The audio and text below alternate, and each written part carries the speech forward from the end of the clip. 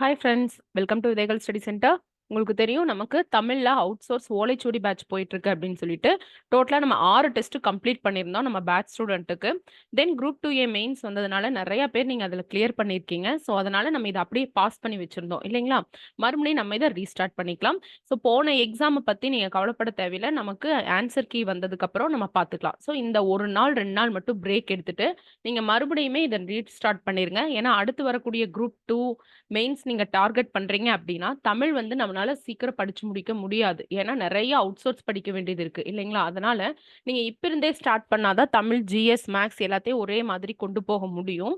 இப்ப நீங்க 2A mains clear பண்ணி எழுதியிருந்தீங்க அப்படின்னா நிறைய மேக்சிமம் போர்ஷன் வந்து நம்ம கவர் பண்ணியிருந்திருப்போம். ஸோ நம்ம கான்சென்ட்ரேட் பண்ண வேண்டிய இடம் தமிழ். தமிழ்ல நல்ல ஸ்கோர் எடுத்துட்டீங்க அப்படின்னா நம்ம 2 மெயின்ஸ் டிஸ்கிரிப்டிவ் போற அளவுக்கு கூட எலிஜிபிள் ஆயிடுவோம். அதனால ஒரு 2 டேஸ் மட்டும் பிரேக் எடுத்துட்டு நீங்க மறுபடியும் ரீஸ்டார்ட் பண்ணிடுங்க. அதனால நான் உங்களுக்கு என்ன பண்றேன்னா 19ஆம் தேதியிலிருந்து புதுசா ஜாயின் பண்றவங்க இந்த பேட்ச் டீடைல் நான் சொல்லிடுறேன். நம்ம பேட்ச் ஸ்டூடெண்ட்க்கு ஆல்ரெடி தெரியும் என்ன டீடைல்னு சொல்லிட்டு.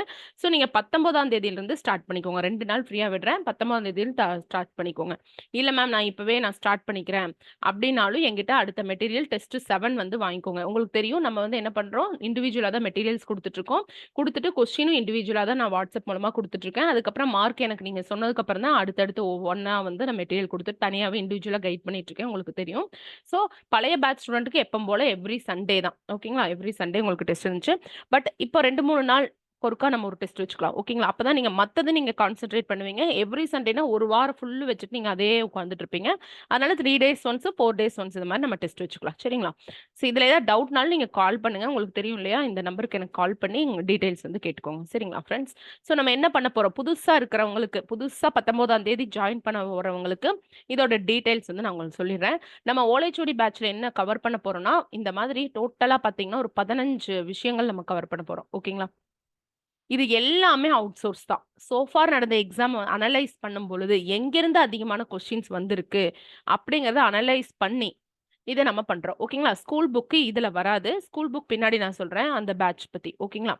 சோ இதுல ஆட்சி சொல்லரகராதி இருக்கும், நன்னூல் இருக்கு, அதுல பிரித்தெழுதுக, சேர்த்தெழுதுக, இளங்குமரனாரோட சொல்வளம். மேக்ஸிமம் இந்த இளங்குமரனார் சொல்வளமும் நன்னூலும் கோரிலேட் ஆகும்.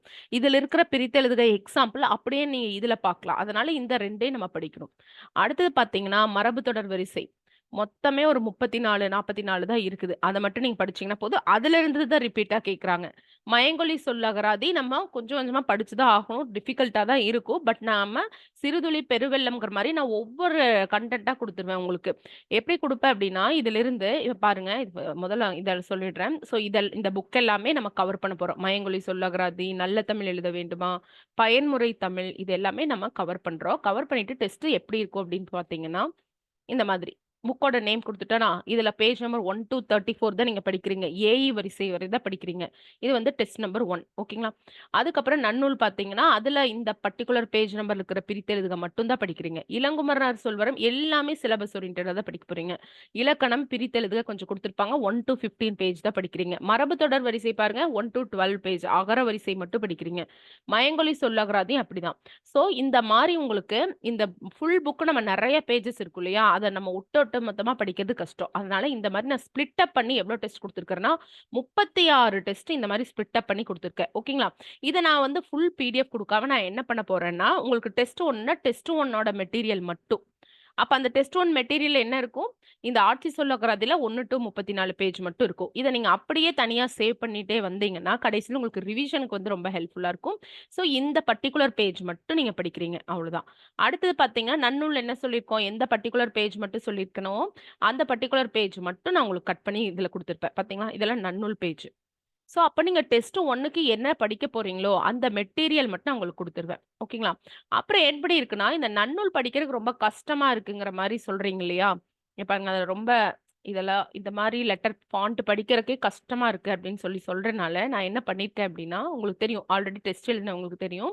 ஒரு 5 டெஸ்ட்டுக்கு மட்டும் பாத்தீங்கன்னா இந்த மாதிரி அதுல இருக்கிற கண்டென்ட்டை நான் உங்களுக்கு வந்து இப்படி பிரிச்சு குடுத்துருக்கேன். சரிங்களா? இத மட்டும் நீங்க அத படிச்சா போதும். அந்த பர்ட்டிகுலர் பேஜ்ல என்ன இருக்கோ அத மட்டும் நீங்க படிச்சா போதும். இது வந்து ரிவிஷன்க்காக நீங்க யூஸ் பண்ணிக்கோங்க. இந்த மாரி இந்த ஃபாண்ட்ல படிக்கிறக்கு நன்னூல் ஃபாண்ட்ல படிக்கிறக்கு உங்களுக்கு டஃப்பா இருக்கிறவங்க இத யூஸ் பண்ணிக்கோங்க.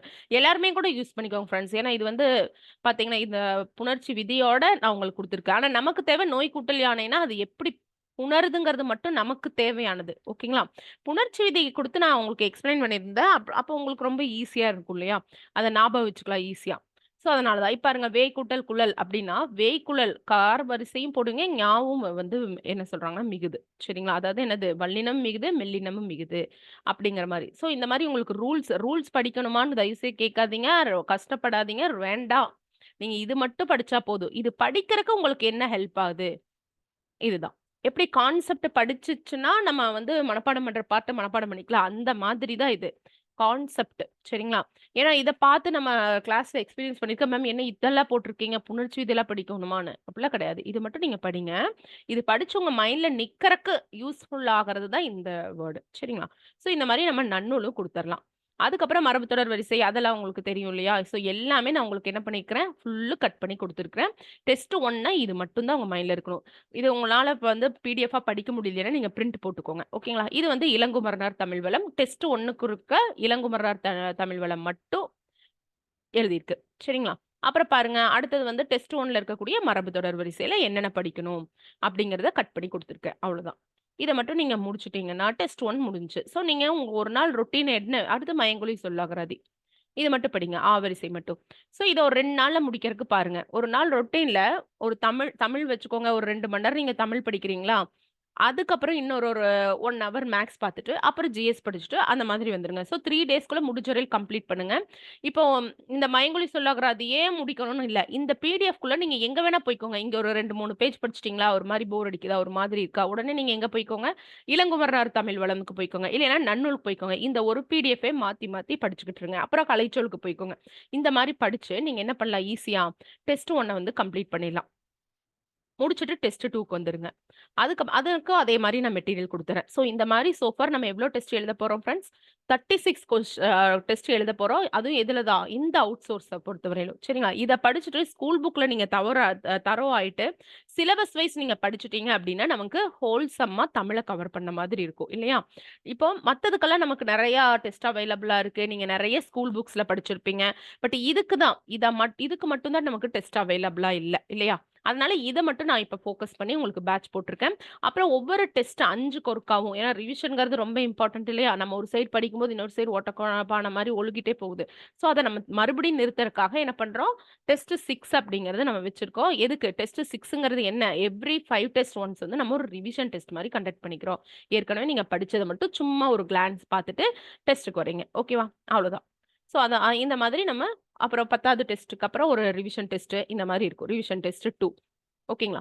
ஸோ இந்த மாதிரி நம்ம 36 டெஸ்ட் வந்து கவர் பண்ண போறோம். பேஜ் நம்பர்ஸோட நான் குடுத்துருக்கேன். என்ன கன்டென்ட் நீங்க படிக்க போறீங்க, அது முதல் கொண்டு எல்லாமே குடுத்துருக்கேன். நீங்க இத பார்த்துட்டு பார்த்துக்கோங்க. ஓகேங்களா? 19ஆம் தேதியிலருந்து நியூ ஜாயின் பண்ணிக்கோங்க.